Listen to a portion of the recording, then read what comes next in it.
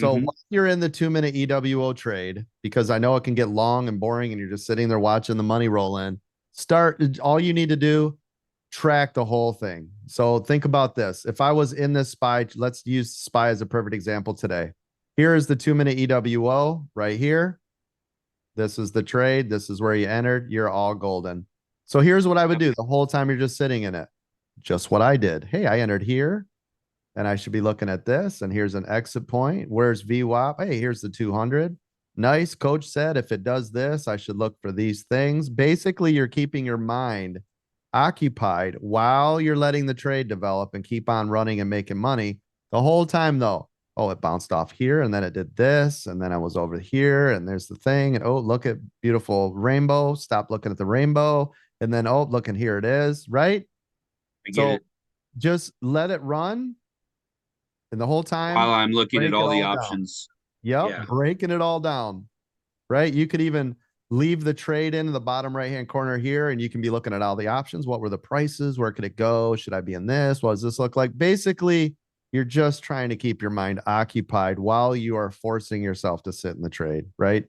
So again, just get yourself out of it. Look at other stuff. By the way, Meta's crashing out right now. Look at how hard Meta crashed at a 307. Just massive crash. Look at that thing. Now Google as well, coach. Now you're going to be watching a double bottom on Meta, huge level at 296.50. Does everybody see it? All right, so L2, level 2. What this is you've got buyers and sellers, and you guys can see them. Now, not all buyers or all sellers will be in here because some brokers like Interactive Brokers, Lightspeed, etc., you can actually buy them through different houses that does not show up as buyers and sellers so that big market managers can't see you sitting there right at different key levels. So not all the time it's there, but the L2 is a good indication of how many shares you can buy without worrying about being stuck with them, like in your case right now, right? So if we look at the L2 and we look at the green, all right, these are your buyers, these are your sellers. Okay, so if you look at the amount of buyers and sellers, you want to be somewhere inside of this amount. So if we look at what the sizes, the average sizes are, now remember this changes. This is real time, okay?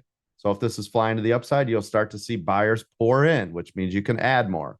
If it starts to sell off, you'll see them start to fade, right? Same with the sellers, will do the same thing.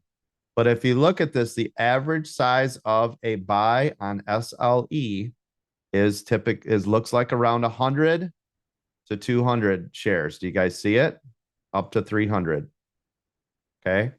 So realistically, you could go up probably 100 to 500 shares. All right. Without not worrying too much. Does that make sense? Yes, sir.